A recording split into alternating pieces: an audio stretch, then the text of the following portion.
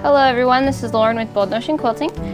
We are going to get started on our spider web today. If you are joining us and you're keeping up with the quilt along, we just finished following the leaves, making a little baby caterpillar and creating a fern. So now what we're going to do is we're going to do a spider web design. I want to make sure y'all can see as much of it as possible.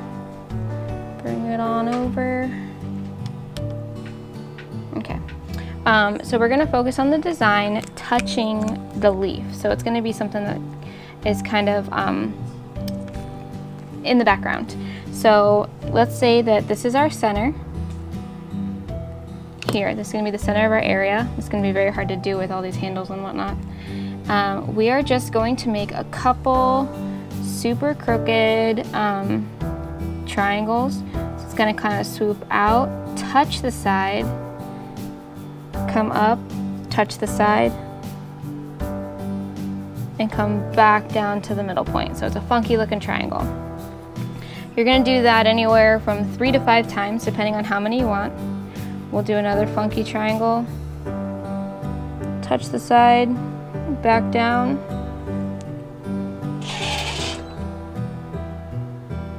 funky triangle, touch the side, back down. You just got to make sure that you're touching your points. We're back at the middle. We'll do another funky triangle, touch the side, swoop it into the corner because I like for it to touch in the corner. Come back to the middle. After that, everything else is cake. So you want to make this little 4-part pinwheel. You can do 5, however many you feel comfortable with, however tight you want that design to be. Remember, the leaves are pretty flat, so I'm only looking for like a moderate quilting design in here. I am going to switch to the blue thread when I start quilting it.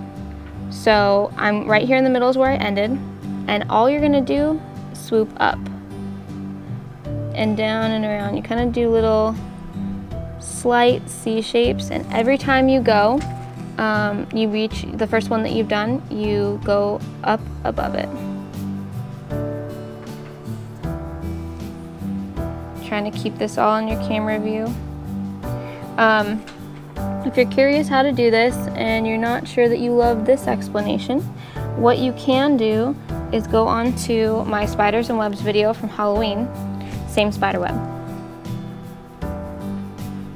Now here's the trick. We've gotten to the leaf. I don't want to do anything crazy. I don't want to follow the leaf.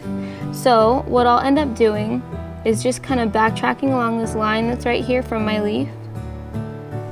I'm going to go backwards. So be prepared to train your brain to go backwards. We're here. Do our last ones.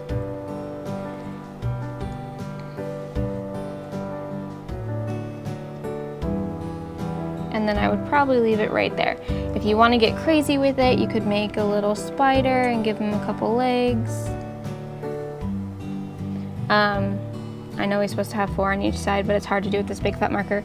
And then if you wanted to also, which I thought was really cute, but it just depends on how comfortable you feel quilting, when you're making some of your swoop lines, if you just do kind of a loop-de-loop sitting on top of itself, you could do dewdrops on the spider web, which I think would be super cute. So take a look at that, doodle a bit, see what kind of designs that you like, but this is going to be the spider web that we're going to put in here. I'm going to go ahead and put in the blue thread, and then we are going to get started quilting on the spider web. What you could do, which I actually might do, is use my white thread, which I'm going to because I want to. That whitish gray color for the bunny. Yep, I've decided. I want to see the spider web. So that's what we're going to do. Put in the white thread if you want to see it, blue thread if you want it to blend, and we'll get started quilting it in just a sec. Spider web on there. If you notice, I went ahead and added an extra little doohickey in there. So it's 5 instead of 4, and I have it touching the top of my leaf petal so that when I'm doing my background filler, I don't have to come back in here and do any kind of clouds. So I thought about it and I want to fill up the whole space. So what I'm going to do is go ahead and follow my purple lines and get my skeleton going.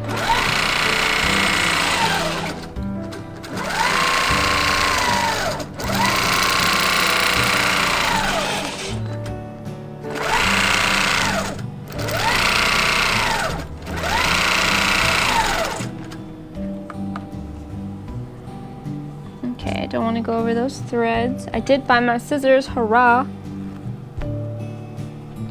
And we're going to do another one.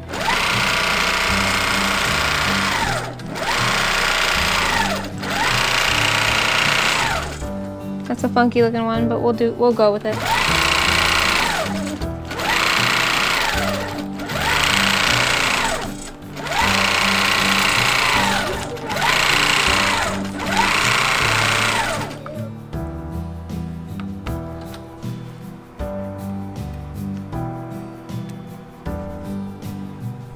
Now you're just gonna follow it and you're gonna go all the way up the sides of your spider web. You're just gonna link these little droopy lines in there, and if you want to do anything fancy, then you just want to go ahead and add those dewdrops as you're going. Are we stitching? Yeah, we're stitching.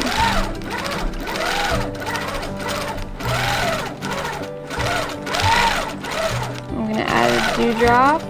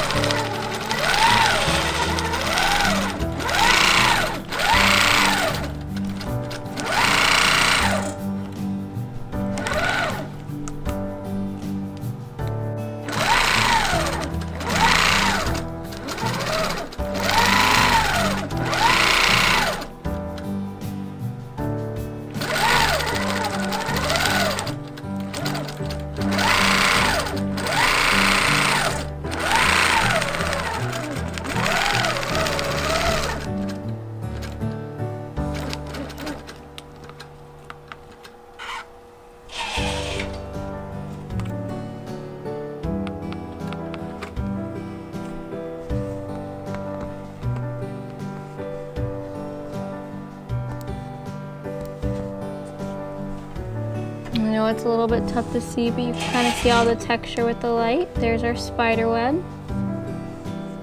Next, I'm going to go ahead and put in the blue, and we are going to do the clouds. I've got my blue thread in, and we are going to go ahead and do the cloud design. The cloud design is a very simple, very abstract design, and you can do with it what you will.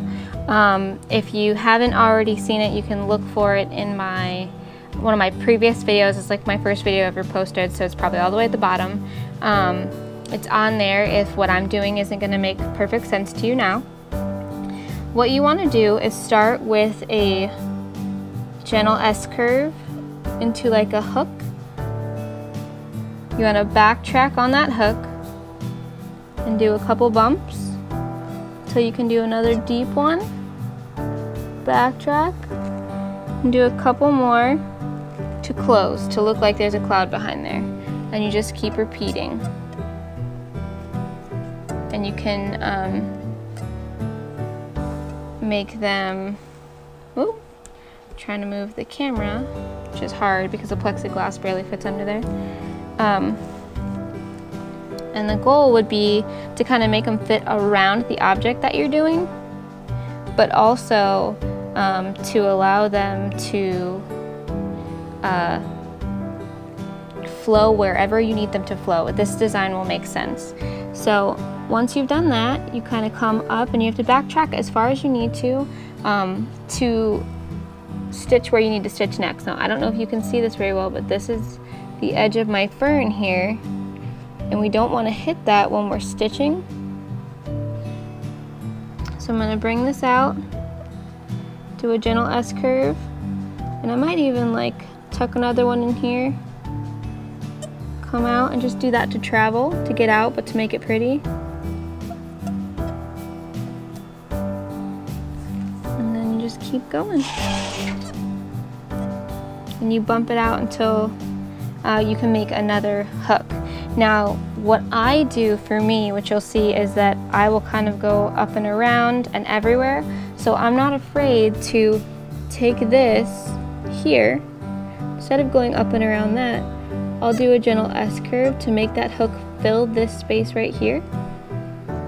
Backtrack it, just filled this space right here. Come back down, backtrack, do another S-curve, and so on and so forth. And if you get stuck in an area with nowhere to travel, do an extra little bump and bump your way out. And then you can do one upside down if you need to. Okay? It's a design that in the end, when you shake it out, it will work out well in the wash. So go ahead and give it a try, do some doodles, see if you can make it work for you. Again, I have another video on it that's just about the clouds. It was one of the first videos I posted, so I'm not sure how instructional it is. I should go back and watch that before I'm recommending it to you right now. But I think you'll get that it's abstract, so you need to be okay with it not being concrete, not having a perfect design, and being able to allow your mind to kind of manipulate your design around what you're doing. So you kind of want to think ahead, think about where you're going and where you're going to be stopping. So we're going to do a gentle S-curve out, hook. I'm glad I illustrated this for you because a lot of this you would not be able to see.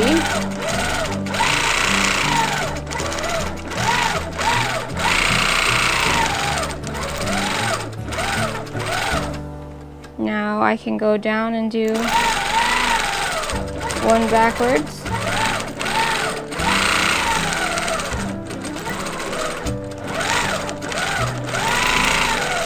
And look at how cool that looks even as a ribbon. So you can do it either way. You don't have to get perfect backtrack.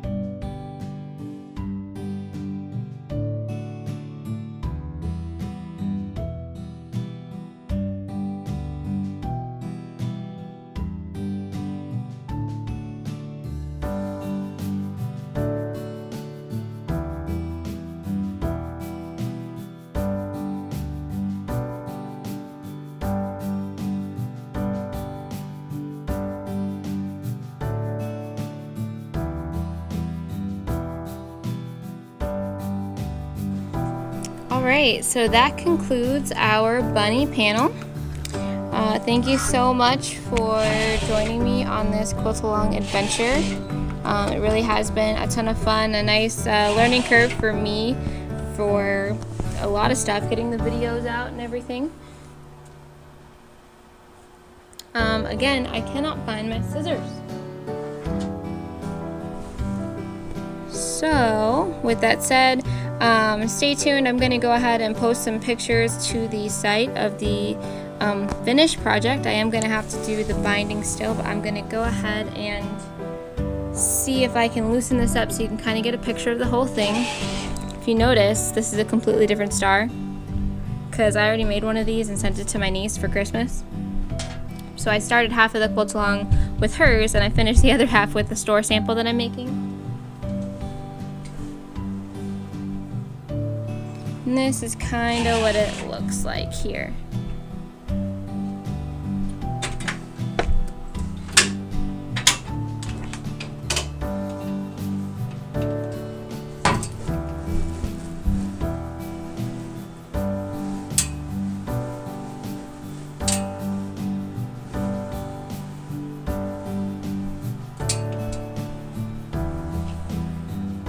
Again, thank you so much for joining me. We'll have to do a proper rollout video so y'all can see all the little intricacies and how everything kind of was working together. This has been a ton of fun. Thank you so much. This is Lauren with Bold Notion Quilting. Please subscribe to the YouTube channel if you're interested in getting more of these and how-to videos. We will be doing another quilt along hopefully after Valentine's Day. So send me some photos of some panels that you guys might want to do. You can like my Facebook page to get updates and little tricks and videos as well. And then I show pictures of some of my completed quilts on Instagram. Take care, happy quilting, and God bless.